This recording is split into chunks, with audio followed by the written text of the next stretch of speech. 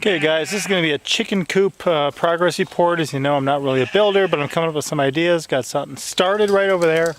And this whole area, which is roughly 24 by 48, is going to be one of the poultry pens. I still got some work to do, but this is going to be just a complete poultry pen for one of our poultry. As you know, we've got quail, we've got guinea fowl, we've got Muscovy ducks, and we've got chickens. So I'm actually going to run a series of 3 different pens here.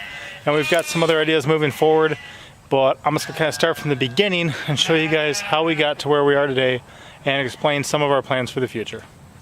So not all that long ago, the area that we're putting that chicken coop in area looked about like this. I mean, it was thick, rough woods. Some of it you could hardly walk through. I'm going to try to pick a path. Yeah.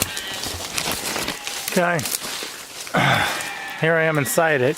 So this is about what it'll look like. A lot of our land has been like this. So what we are doing is phasing out some of the existing forest for a number of reasons. Some stuff had been brush hogged before like this. This is going to be primarily animal pasture. And some of the stuff is just rough woods. And I don't have a problem with the rough woods. We're going to leave some of the property like that. But we're going to be transitioning from some of that into more useful, pretty much plants that are going to benefit us and our animals a lot more. So all the woods that I have on the property doesn't need to stay as it is. We can transition it and change it. And some of the areas that we have woods are just going to be used for other things. So you see behind me, that whole clearing for the house and the shipping container, that all used to be woods too. Now I'm not all about just destroying every piece of woods on the planet. However, to live where you're not completely in the woods, sometimes you got to do some clearing. So for this area, what I did is I marked a few of the trees that I definitely wanted to keep. Got a couple there, a couple back there, a couple over here. And those are the trees we wanted to keep, and then I chopped down the rest of it. Now, dropping these trees, some of them I did with a backhoe attachment on a front end loader. Some of them I just did with a chainsaw. The chainsaw ones left stumps, and the other ones I ripped the stumps out of the ground and got them on a pile over there we'll be burning later. And then what I did is I processed things to a certain degree where it'd be available for use later.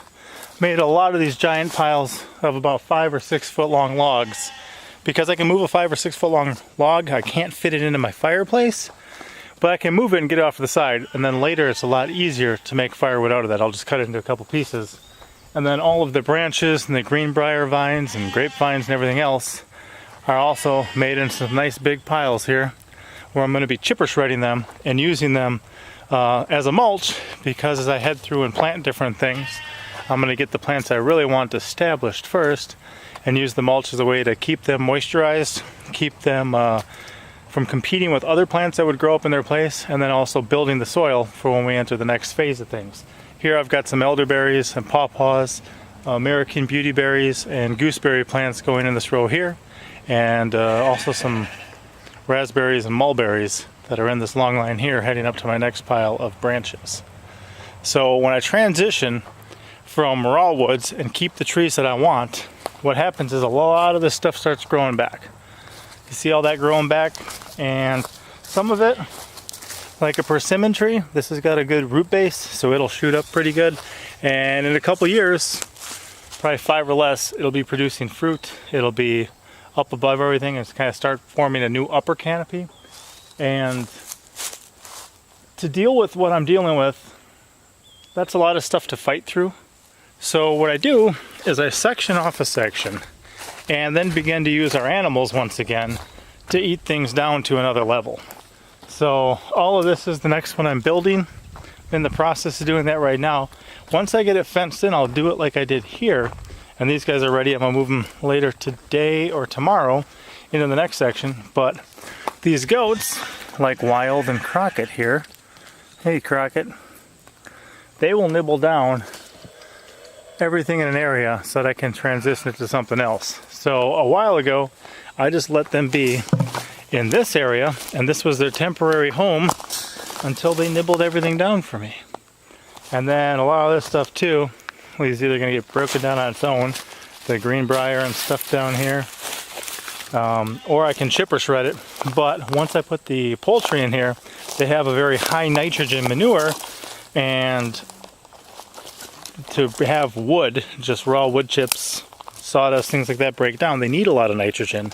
So to actually build up the soil in here, we're going to be having a great combination of all this broken up logs and pieces and sawdust and branches with the chicken manure. Now I'm starting my project right now of putting together the chicken coop. I'm going to build one so that you can just walk into. It's going to have a self-watering thing for when there's enough rain. I'm using actually some old shower doors as a window facing the east, so that way when the sun starts coming up in the morning they get more light, even if they're not let out yet, because chickens lay based on how much light they get, so that'll come in handy even winter. I'm going to run some power and some water right here. I'm going to put in a duck pond in the one for the ducks with an automatic hose to empty it, because the area outside of these pens is going to be used for fruit trees. I got a couple different things I'll be doing with the fruit trees, but fruit trees also need a lot of nitrogen. So if the ducks aren't going to be primarily pooping in the pool, but when they do, it's going to increase the level of nitrogen in there, so I'll be able to use that to directly water around the different fruit trees. That's why even you see a few little persimmons that I'm going to let grow up from where they are. And then actually in here, I'm going to put a couple things too. If you notice right now, they're going to get some shade from that stuff early in the day, and then there's nothing for the majority of the day until it gets in the afternoon, and they'll get some more. But chickens may want to have a little more shade. This area is obviously going to be covered inside of there, and they'll have open access to that throughout the day. But I'm going to put a couple trees near too, and I got some pretty cool trees that I'm actually going to be using for it, and some different plans with that too. They are going to be food-bearing fruit trees though, and much like I said before, the nitrogen from their manure is going to work with that very well. So looking forward to that. Just got a new load of lumber. The stuff I picked up originally was 1.5 inch thick oak, which is going to work good for this. But I've also got some inch oak, which is going to be lighter, and we're going to be working on that project too. I'm excited about this. Once this build gets together, I got to show you guys. It's a secret so far. But as I said, I don't like to Google everything. I like to brainstorm and think.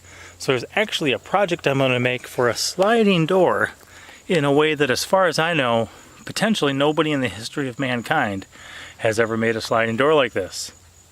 Can't vouch for that because I haven't met everyone in the history of mankind, but I've got a hunch it could be true. And we'll see if I can't come up with a prototype and make it work. But I'm loving the fact that I got a bunch of those, well, like 4 of them. But I'm going to use them as, you know, tinted windows for some of my sheds, where kind of like the blocks, the glass blocks that you can't really see through, but they let light through. They're going to be working for that. And a couple other ideas, plus, well, I'll save the rest for later. Anyway, this is a progress report. I've got the first pen pretty much built, working on the second one. The third one will come next. We'll rotate the goats through so they make them look like this, so we start out fresh. And we'll get our buildings built. And if you guys think about actually what I'm going to put into that, as far as effort's one thing, I've got to do something with my life, but financially that's going to be a pretty solid, pretty cheap building, I think, by the time I'm done. So I gotta get back to work. Just wanted to give you guys a quick update. Papa out. As always, I'm Papa Pepper, and I'd like to remind you, don't post for free.